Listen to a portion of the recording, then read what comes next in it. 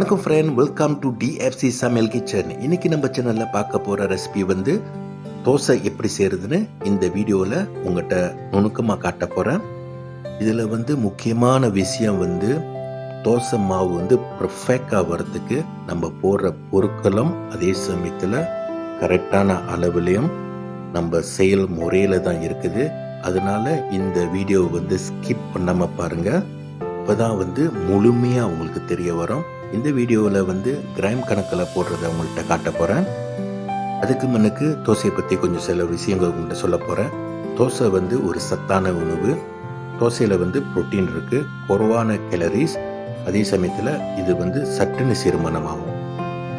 அப்படி வந்து நீங்கள் டயட்டில் இருக்கீங்கன்னா தோசை வந்து சிறப்பான உணவு. ஓகே, இந்த வீடியோ வந்து தொடர்ந்து பார்க்குற முன்னுக்கு நீங்கள் வந்து புதுசாக இந்த சேனலை பார்க்குறீங்கன்னா மறக்காமல் சப்ஸ்கிரைப் பட்டனை தட்டி விடுங்க. அதே சமயத்தில் பக்கத்தில் இருக்கிற பெல் பட்டன் தட்டி விடுங்க. அப்போ தான் நான் போடுற வீடியோ வந்து உங்களுக்கு உடனே வந்து சேரும். இப்போ வாங்க தோசை செய்கிறதுக்கு என்னென்ன பொருட்கள் தேவைன்னு வாங்க பார்க்கலாம். இந்த அளவு வந்து ஒரு 10 தோசை போடுறதுக்கு எடுத்து வச்சுருக்கேன். இப்போ வாங்க ஒரு பொருட்களாக பார்க்கலாம். அரிசி வந்து 300 கிராம்,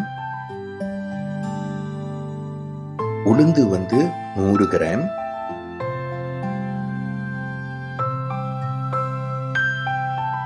வெந்தயம் வந்து 6 கிராம், ஃபைனான உப்பு வந்து 11 கிராம், ஈஸ்ட் வந்து 0.2 கிராம். ரொம்ப குறைவான குவான்டிட்டியில் தான் மாவுல கலக்கிறோம். இந்த ஈஸ்ட் எதுக்கு போகிறோம்னா மாவை வந்து சட்டுன்னு புளிக்க வைக்கிறதுக்கு தான் ஈஸ்ட்டை வந்து மாவில் கலக்கிறோம். தோசை மாவு அரைக்கிற மண்ணுக்கு 3 பொருட்களை வந்து குறைஞ்சபட்சம் ஒரு 4 ஹவருக்கு ஊற வைக்கணும். அதாவது வெந்தயம், அரிசி, உளுந்து, இந்த 3 பொருட்களையும் வந்து நல்லா கழுவி ஒரு 4 ஹவருக்கு ஊற வைக்கணும். நல்லா ஊறின பிறகு தண்ணியை வந்து வடித்து எடுத்துட்டு அதுக்கப்புறம் வந்து கிரைண்டரில் போட்டு அரைச்செடுக்கணும். இதெல்லாம் அரைச்சி எடுக்கிறதுக்கு நம்ம பாய்க்கிற தண்ணி அளவு வந்து 360 கிராம். எல்லா பொருட்களையும் போட்டு அரைச்ச பிறகு இந்த மாவை மூடி ஒரு சைடில் வச்சுருங்க. 6 ஹவருக்கு பிறகு இந்த மாவு வந்து நல்லா புளிச்சு வந்துடும். மாவும் வந்து கட்டியாக இருக்கும். இந்த ஸ்டேஜில் வந்து நம்ம 150 கிராம் தண்ணியை வந்து மாவில் வந்து ஆட் பண்ணி நல்லா கலந்து விடணும். இதுதான் வந்து தோசை மாவு செய்கிறதுக்கு கரெக்டான மெஷர்மெண்ட். இதுக்கப்புறம் வந்து தோசை மாவு செயல்முறையை இந்த வீடியோவில் காட்ட போகிறேன். இந்த வீடியோ வந்து ஸ்கிப் பண்ணாமல் பாருங்கள். அப்போ தான் வந்து உங்களுக்கு நிறைய சின்ன டிப்ஸ் வந்து இந்த வீடியோவில் கிடைக்கும். இப்போ வாங்க நம்ம இந்த வீடியோவை வந்து தொடர்ந்து பார்க்கலாம். தோசை மாவு செய்கிறதுக்கு ஆரம்பிச்சிடலாம். தோசை மாவு செய்கிற மண்ணுக்கு 3 பொருட்களை வந்து நல்லா ஊற வைக்கணும். அதாவது அரிசி, உளுந்து, வெந்தயம், இந்த 3ஐயும் வந்து தண்ணியில் வந்து நல்லா சுத்தமாக அலசி ஒரு குறைஞ்சபட்சம் ஒரு 3 தடவை இல்லைன்னா 5 தடவை நல்லா அலசி எடுத்துருங்க.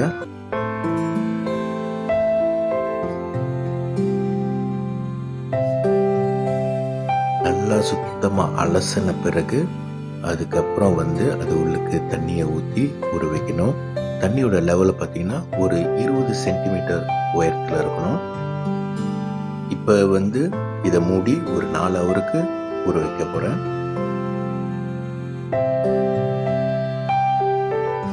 இப்போ பார்த்தீங்கன்னா ஒரு 4 ஹவர் ஆயிடுச்சு. இது உள்ளுக்கு இருக்கிற தண்ணியை வந்து வடிச்செடுத்துடலாம். ஊற வச்சதெல்லாம் வந்து கிரைண்டரில் போட்டு அரைச்செடுத்துடலாம். நீங்கள் வந்து பிளெண்டர் கூட பாய்க்கலாம்.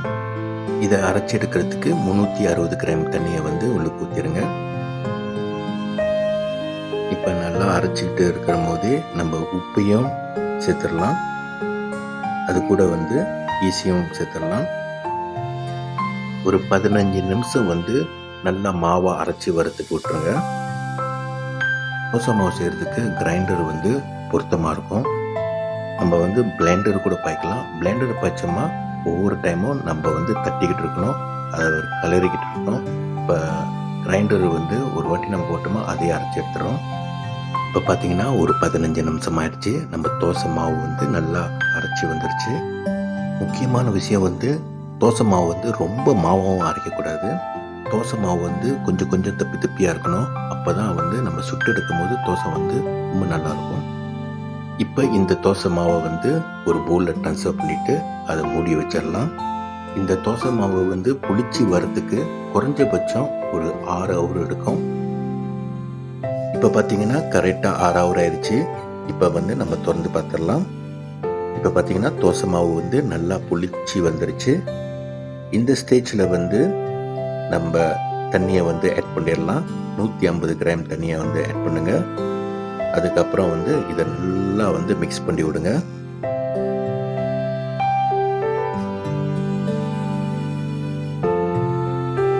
இப்போ வந்து நம்ம தோசை மாவு வந்து ரெடி ஆயிடுச்சு.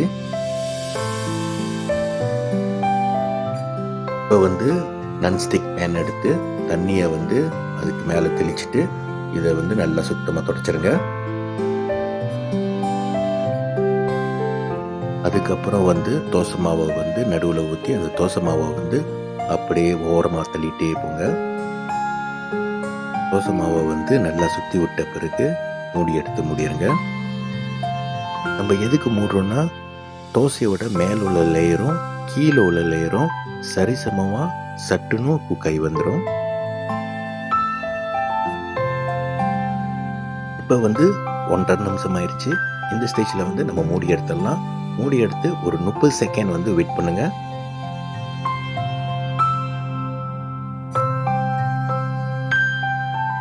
இப்போ வந்து ஒரு 30 செகண்ட் ஆயிடுச்சு. தோசை வந்து நல்லா சுட்டு வந்துருச்சு. இந்த ஸ்டேஜில் வந்து நம்ம தோசையை எடுத்துடலாம். இப்போ வந்து தோசை உணவு வந்து ரெடி ஆயிடுச்சு. இன்னைக்கு வந்து தோசையை வந்து தொட்டு சாப்பிட்றதுக்கு நான் சைட் டிஷ் என்ன ப்ரிப்பேர் பண்ணியிருக்கேன்னா சாம்பாரும் டொமேட்டோ சட்னியும். இது ரொம்ப பொருத்தமாக இருக்கும். மறக்காமல் நீங்களும் ட்ரை பண்ணி பாருங்கள். உங்களோட ஃபீட்பேக்கை வந்து காமெண்ட் பாக்ஸில் வந்து தெரிய வைங்க. அப்படி இந்த வீடியோவில் சொன்ன ரெசிபி உங்களுக்கு பிடிச்சிருந்துச்சுன்னா இந்த வீடியோ வந்து லைக் பண்ணுங்கள், ஷேர் பண்ணுங்கள். மறக்காமல் இந்த சேனலை வந்து சப்ஸ்கிரைப் பண்ணிக்கிங்க. அப்போ தான் நான் போடுற வீடியோ உங்களுக்கு உடனே வந்து சேரும். மீண்டும் இன்னொரு புது வீடியோட உங்களை வந்து சந்திக்கிறேன். நன்றி, வணக்கம்.